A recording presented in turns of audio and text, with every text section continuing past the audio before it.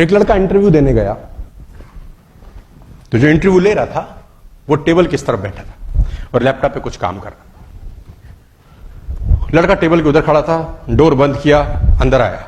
Sir, मैं आपकी company में सेल्समैन बनना चाहता हूं। जो आदमी टेबल के उधर बैठा था, बेच सकते हो कुछ? Live demo. उसने बोला, सर आप क्या चाहते हैं, मैं आपको क्या बेचूं? वो लैपटॉप पे काम करता करता उसने लैपटॉप उसकी तरफ कर दिया। सेल मी दिस लैपटॉप, ये लैपटॉप मुझे बेच के दिखाओ, बाहर से आओ बेच के दिखाओ। Okay sir. उसने लैपटॉप लिया, कमरे से बाहर चला गया, वापस ही नहीं आया। अब वो मालिक फोन कर रहा है, भैया मेरा लैपटॉप, बड़ा इंपॉर्टेंट डॉक्यूमेंट है, शादी की तस्वीरें हैं, बच्चों का पहला जन्मदिन है। बोला कितने में लोगे? इसको बोलते हैं सेल्स।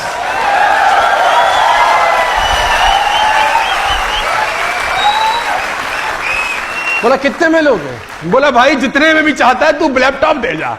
बोला नौकरी पक्की? अरे बोला मेरे बाप पक्की।